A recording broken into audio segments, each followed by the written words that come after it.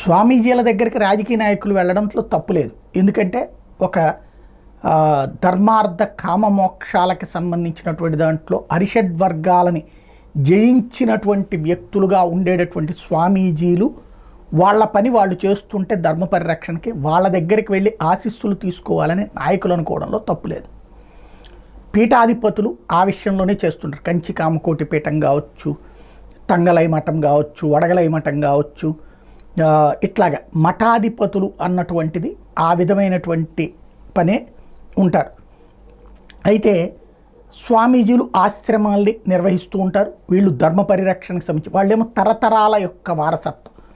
వీళ్ళు తర్వాత కాలంలో పెట్టిందా లేకపోతే అంతకుముందు స్వామీజీ పెడితే అట్లా కంటిన్యూ అయ్యేటటువంటి ఆశ్రమాలు. వీళ్ళు బాధ్యతాయుతంగా తమ పని తాము చేస్తుంటారు. అయితే క్రమంగా కొంత రాజకీయ అవసరాల కోసమా లేదా రాజకీయ పలుకుబడి కోసమా చేసేటటువంటి ప్రయత్నాల వలన చివరికి హిందూ ధర్మ పరిరక్షణకు ఉండాల్సినటువంటి స్వామీజీలు రాజకీయ వ్యవహారాలలో ఇరుక్కోవడం కాదు, తమ స్వార్థాల కారణంగా ఇబ్బంది పడుతున్నారు. అందులో ప్రధానంగా స్వరూపానందేంద్ర సరస్వతి వాస్తవంగా అంతకుముందు ఆయన ఆశ్రమం ఆయన పని ఉండేది.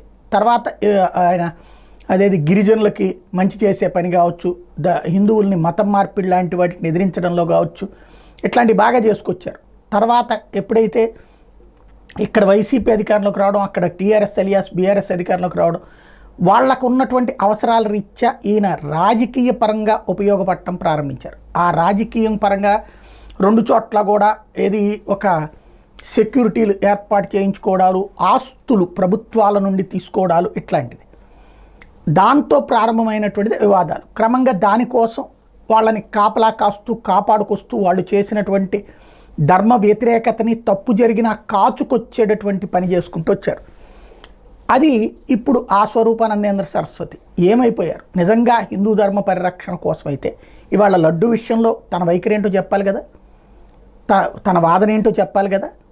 అలాగే హిందూ ధర్మానికి సంబంధించి ఇంత పెద్ద చర్చ నడుస్తున్నటువంటి వేళ ఒక ఆశ్రమాధిపతి కనిపించకుండా మాయమైపోతే, సమాధానం చెప్పకపోతే, లేదా తన వైఖరి చెప్పకపోతే అందరు స్వామీజీలు మాట్లాడుతున్నారే, ఏం జరుగుతోంది ఆలోచించాల్సి ఉంది.